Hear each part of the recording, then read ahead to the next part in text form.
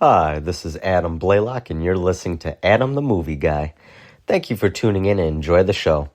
Warning, the show you're about to listen to contains strong language and an unhinged host. Don't take me too serious, I'm doing a bit here, so stay the fuck off my back. Enjoy. If this shocks you, if this offends you, and you clicked on the wrong fucking podcast.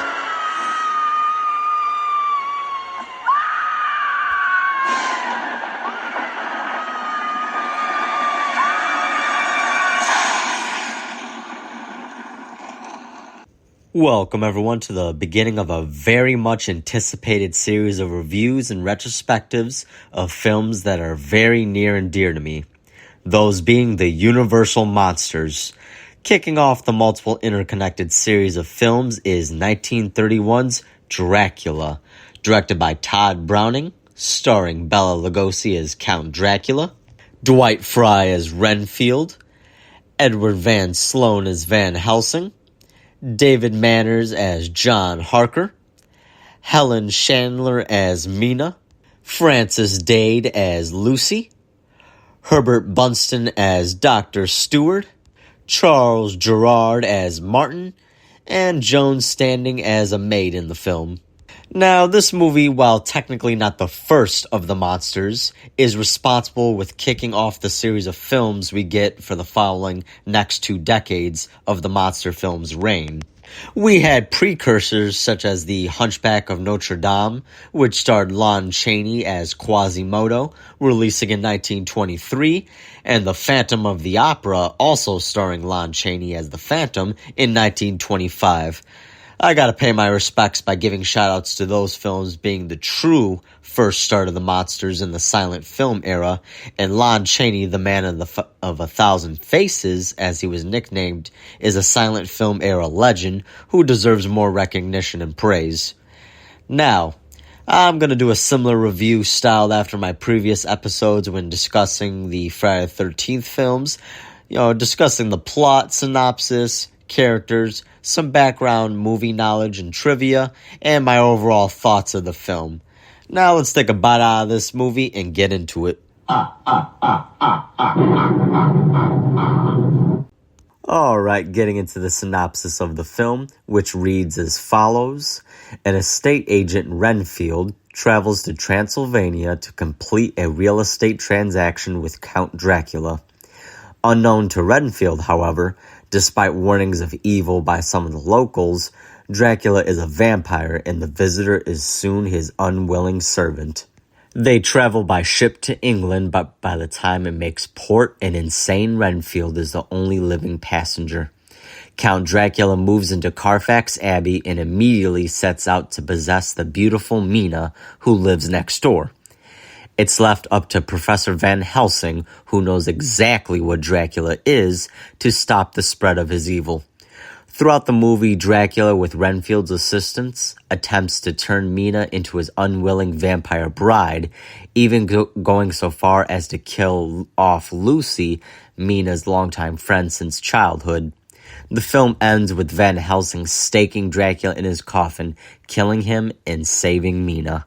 Now, getting into the characters for this film, from beginning to end, it's completely carried by 3 characters, being Van Helsing, Renfield, and the man himself, Bela Lugosi's Dracula.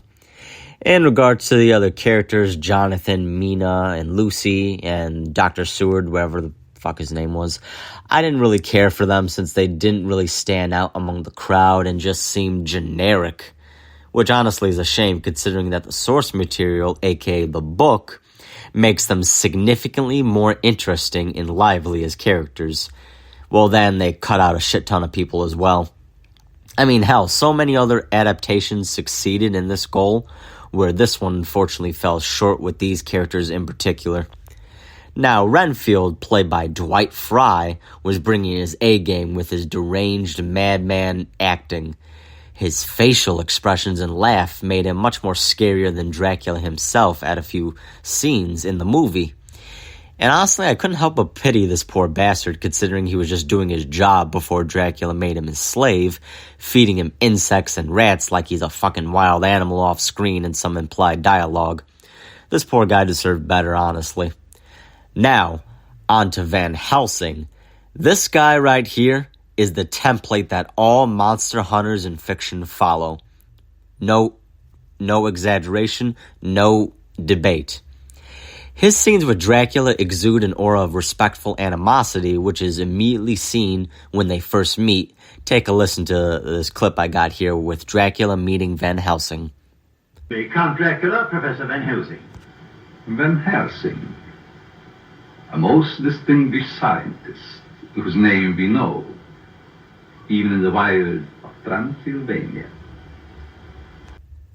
And my favorite aspect of Van Helsing is that his approach to vampirism is very clinical, and he sees Dracula as a curiosity, which is also shown perfectly in the scene when he tricks Dracula into looking into a mirror, proving he casts no reflection, and letting him know he's onto him in what he is. Now Dracula swats the mirror out of his hand and gives Van Helsing the most pissed off look. And Van Helsing, without a hint of fear on his face, gives him this studying look as if he's just fascinated and curious. Take a listen to the clip. I stumbled upon a most amazing phenomenon. Something so incredible, I mistrust my own judgment. Look. Monsieur, my humble apology. I dislike mirrors. Van Helsing will explain. For one who has not lived even a single lifetime, you are a wise man, Van Helsing. Dracula even gives him props for it, which is pretty damn cool, I gotta say. And later, when Dracula stops hiding what he is and tries to intimidate Van Helsing basically just straight up tells him he's just gonna chase his ass down until he finds his coffin where he sleeps and just destroy him. It's probably the most badass moment in the movie. Take a listen to it. Van Helsing, now that you have learned what you have learned, it would be well for you to return to your own country. I prefer to remain and protect those whom you would destroy. You are too late. My blood now flows through her veins. She will live through the centuries to come, as I have lived. Should you escape us, Dracula, we know how to save Miss Nina's soul, if not her life. If she dies by day, but I shall see that she dies by night. And I will have Carfax Abbey torn down stone by stone, excavated a mile around. I will find your earth box and drive that stake through your heart. Now, onto the legend himself, Dracula. Bela Lugosi's performance is so damn iconic, it's without a shadow of a doubt the biggest influence on how classical vampires are portrayed and thought as in pop culture.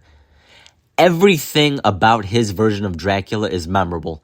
His appearance with the classical tux, his widow's peak, his gestures, his accent, his way of speaking with his pronunciation of words, his speaking speed, and his dramatic pauses is truly incredible.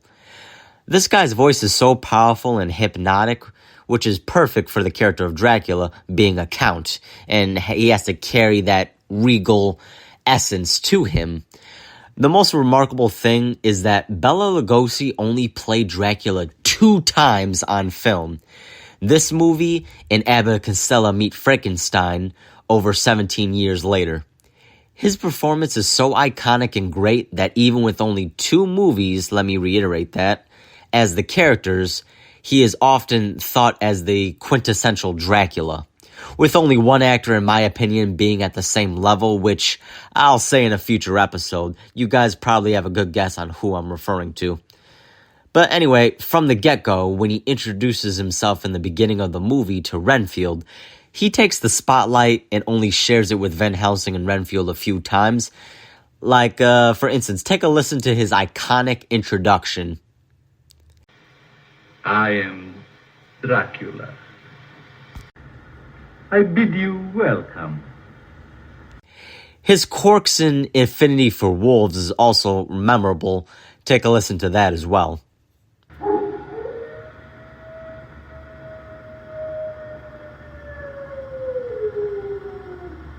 Listen to them. Children of the night. What music they make. He drops hints at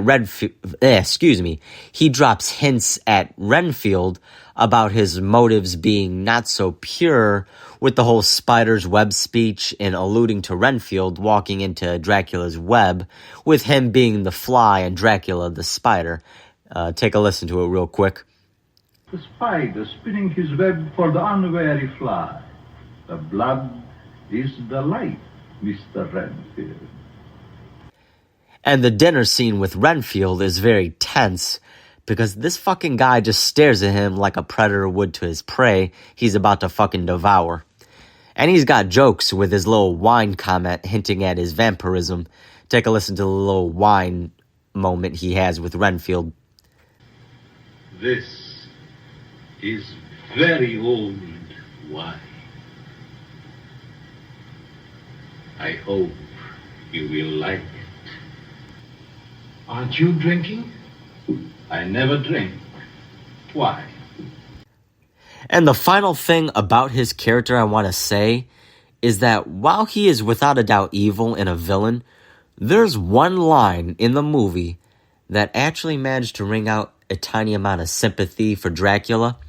And it's when he's talking to the main group of characters about death, and he says this, take a listen to it, about death. This line, take a listen.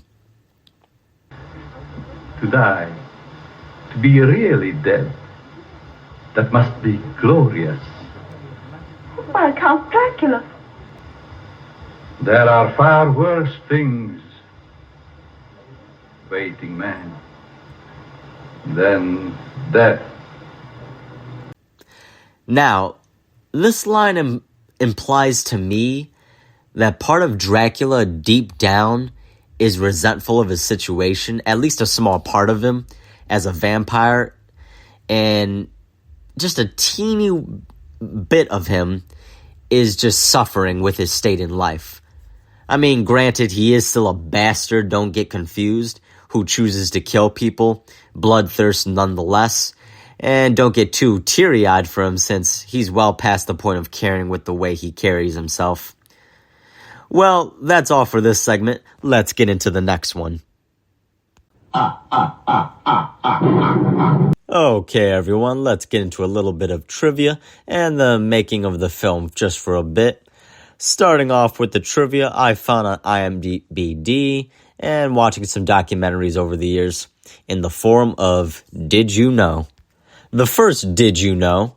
That this film is actually not an adaptation of the book, but the stage play.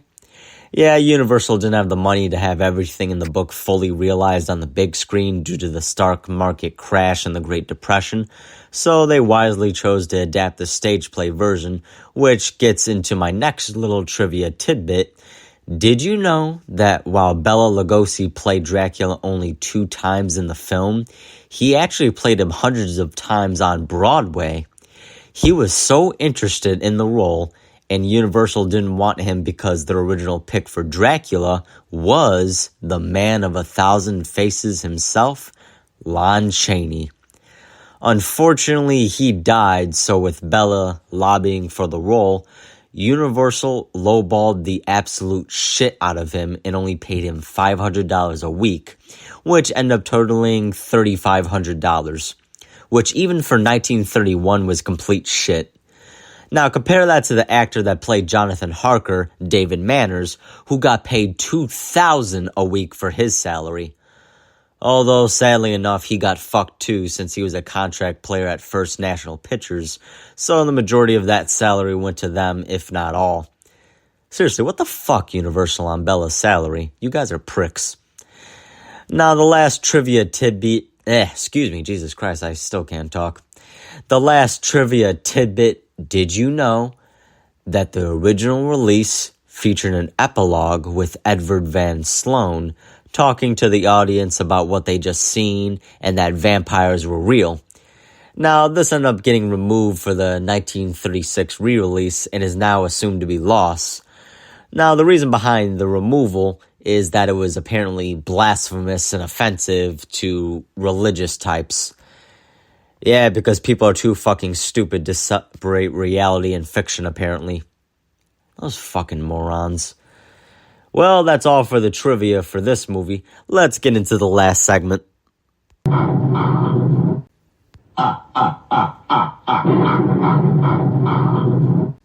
Okay, we're at the end here. My final thoughts about the movie is that, while an undeniable classic, the pacing is pretty damn slow. And although the performances by Lugosi, Van Sloan, and Fry are incredible, the movie as a whole, and it pains me to say this, guys, is that it's the least rewatchable film out of all the Universal monsters because of the lack of any major moments that grab the viewers, in this case me, attention. The best part of the movie to me is the beginning with Renfield meeting Dracula at his castle, followed by Dracula's scenes with Van Helsing. And there are some pretty eerie moments in the movie with the lack of a real soundtrack aside from that Swan Lake music they used. And the way Dracula stares into Renfield will always be unnerving, with his eyes being highlighted as if they were glowing almost. So for the scoring system that I'm doing for this movie, being bats instead of stars, because, vampires, with the range being 0 as the worst and 5 being the best, I award this film 2.5 bats, and I'm being generous. It's painful to say that, but I'm not going to suck off the movie just because of its fame and status as a classic. I'm saving that for a few other films in the series. Well, guys, that's my review of Dracula 1931, and I hope you had a fantastic time listening. I like puns, what can I say? Get the fuck off my back. Well, bye, guys. See you next episode.